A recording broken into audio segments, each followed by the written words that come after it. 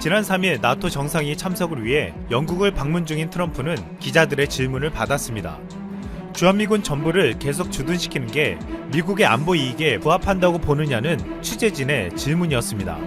이에 트럼프는 그건 토론해 볼 수 있는 것이라며 나는 어느 쪽으로든 갈 수 있다, 나는 양쪽으로 주장할 수 있다고 말했습니다. 하지만 우리가 주둔하려면 한국은 더 공정하게 부담해야 한다고 덧붙였습니다. 트럼프의 말은 지금 원하는 돈을 내지 않으면 주한미군을 철수시킬 수도 있다는 의미로 들렸습니다. 트럼프의 이 같은 발언은 4차 방위비 협상을 앞두고 나온 말이어서 더 강한 압박처럼 느껴졌습니다. 트럼프는 한국뿐만 아니라 일본과 나토에게까지 엄청난 방위 분담금을 요구하며 반발을 사고 있습니다. 마크롱 프랑스 대통령은 지난달 초 나토가 뇌사에 빠져 있다고 미국의 리더십을 대놓고 비판한 바 있습니다. 러시아를 견제하려 만든 나토가 이젠 러시아와 대화해야 한다고 주장하기도 했습니다. 또한 최근 트럼프가 요구하는 화해의 제재에 프랑스는 거부 의사를 밝히기도 했습니다. 트럼프가 나토에 방위비를 더 내야 한다고 압박하자 독일의 국민들도 가만히 있지 않았습니다.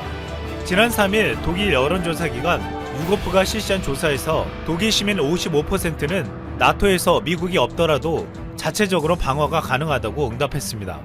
결국 트럼프가 주한미군 철수를 할 수도 있다는 의사까지 밝혀지자 국내에선 또다시 주한미군을 철수시키고 핵무장을 하자는 주장이 나오고 있습니다.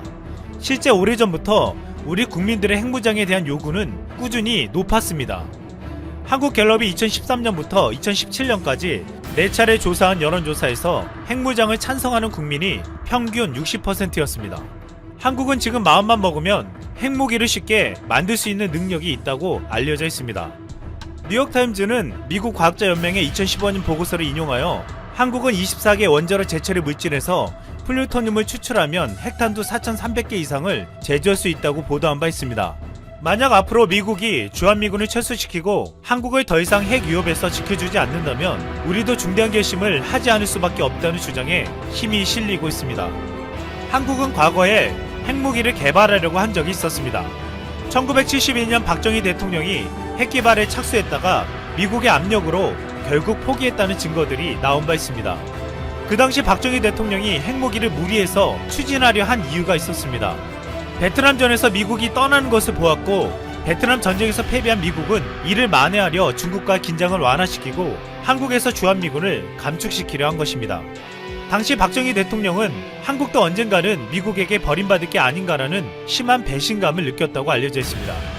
그로부터 40년이 지난 지금 당시 우려했던 일들이 벌어지고 있습니다. 트럼프는 지난 2016년 대선 당시 주한미군을 철수시키고 한국과 일본의 핵무장을 용인하겠다는 발언을 한 바 있습니다. 그리고 2017년 트럼프가 대통령이 된 후 트럼프 미 행정부가 대북 옵션으로 한국과 일본의 핵무장 용인을 검토하고 있다고 보도되기도 했습니다. 보도에는 중국이 대북 압박을 강화하지 않으면 한국과 일본이 독자적인 핵무기 프로그램을 추구할 수 있으며 미국은 이를 막지 않겠다는 뜻을 미국 관리들이 중국 측에 밝혔다는 것입니다. 그리고 2년이 지난 지금 트럼프는 주한미군 철수 카드를 다시 꺼내든 것입니다. 국내에선 오래전부터 핵무기를 개발해야 한다는 목소리들이 있었습니다. 한국이 핵무기를 개발해야 한다고 주장하는 이들이 사례로 드는 국가가 프랑스입니다. 프랑스는 과거 수에즈 운하를 점령하고도 핵무기를 가진 미국과 소련의 협박에 철수할 수밖에 없었습니다. 제2차 중동 전쟁 당시 영토 연합군은 다 이긴 전쟁을 소련의 핵무기 위협에 굴욕적인 철수를 했습니다.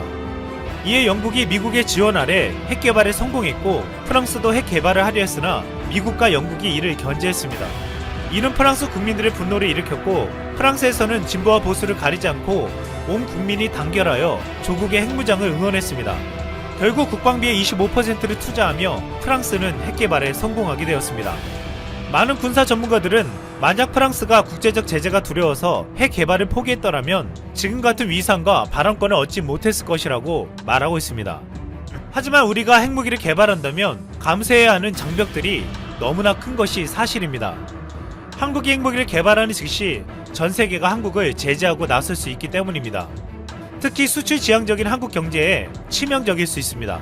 한국과 가장 무역 교류가 많은 중국이 강도 높은 제재를 가할 가능성이 높고 한국에는 우라늄 강산이 없기 때문에 핵 연료를 수입하기도 쉽지 않을 것이라고 말하고 있습니다. 또한 한국의 핵무장은 일본의 핵무장을 불러오고 대만까지도 핵무장을 시도할 수 있다는 우려가 나오고 있습니다. 그럼에도 한국이 주한미군 철수를 두려워해 이 때문에 부당하게 엄청난 방위비를 지불하는 것은 온 국민이 원치 않고 있습니다. 지금 우리 국민들은 그 어떤 위협 앞에도 당당하게 임하며 안보와 평화를 지켜낼 수 있는 대책들을 찾아나가길 바라고 있습니다.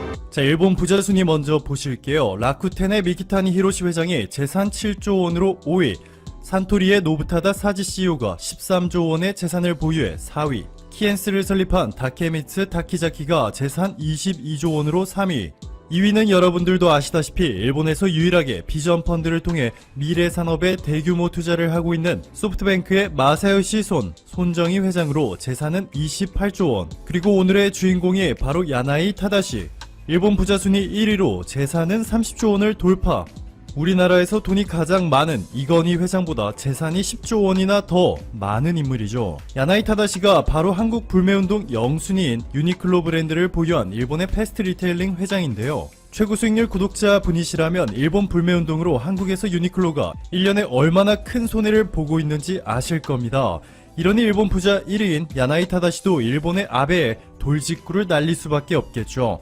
일본의 니케이 비즈니스의 보도에 따르면 야나이 회장은 일본이 한국과 싸우려 하는 것이 이상한 것이고 일본인들이 신경질적으로 바뀌고 있고 지금 일본은 최악이다 라 비판하는 동시에 한국인들이 지금 왜 일본에 반대하고 있는지 이해가 된다고 전했습니다. 또 자신의 회사 패스트 리테일링의 결산 설명회에서는 아베의 경제정책인 아베노믹스에 대해서 돈을 뿌려 일본 주식들은 상승했으나 사실상 성과는 없다. 아베 총리의 비판의 소리를 아끼지 않았습니다. 물론 유니클로의 일본 매출 비중이 가장 높긴 합니다. 그런데 한국은 유니클로에게 중국 다음으로 큰 시장으로 1년에 1조 4천억 원이 넘는 매출을 기록하고 있습니다. 유럽 전체에서 파는 규모보다 월등히 높고요. 동남아와 호주, 뉴질랜드에서의 매출을 모두 합쳐야 한국에서의 매출과 비슷해집니다. 이러니 유니클로 회장이 한국의 우호적인 발언만 골라서 하며 일본 불매운동을 어떻게든 극복해 나가려는 모습을 보이고 있는데요. 최근 유니클로에게 또 하나 대형 악재가 생겼습니다. 지금까지는 일본 불매운동으로 한국의 브랜드들이 반사 이익을 보는 정도였죠. 유니클로의 실적이 하락하면서 가장 큰 반사 이익을 본 기업이 바로 한국의 신성통상인데요. 올레젠, 지오지아, 탑10 등의 브랜드를 소유한 의류회사로 특히 유니클로 전속 모델이었던 이나영 씨를 탑10의 간판 모델로 내세우며 공격적인 마케팅에 나서 이목을 끌고 있습니다. 특히 유니클로의 히트텍을 겨냥해 만들어진 탑10의 온에어 매출의 경우 10월 기준 플러스 600%라는 폭발적인 성장을 이루었는데요. 신성통상의 기업 가치도 일본 불매운동이 시작한 7월부터 2달 만에 3배 가까이 폭풍 성장하기도 하였죠. 그런데 이번에는 차원이 다릅니다. 말처럼 생겼는데 뿔이 달린 이 상상 속 동물을 우리는 유니콘이라고 하죠. 회사를 이제 막 차렸는데 기업 가치가 1조 원이 넘는다는 것은 상상 속에서나 가능할 듯 하여 유니콘 기업이라 부르고 있습니다. 토스를 운영하는 비발리 퍼블리카, 배달의 민족을 만든 우아한 형제들, 그리고 야놀자, 쿠팡 등이 바로 한국의 대표적인 유니콘 기업들인데 최근 기업가치 2조 원을 돌파한 유니콘 기업 무신사가 유니클로를 위협하고 있는 주인공입니다. 이나영을 메인 모델로 한 대표적인 유니클로 대항마 브랜드인 탑10뿐만 아니라 원빈이 모델인 올젠, 그리고 박서준이 함께한 지오지아 등까지 모두 보유한 신성통상의 기업가치는 2,500억 원.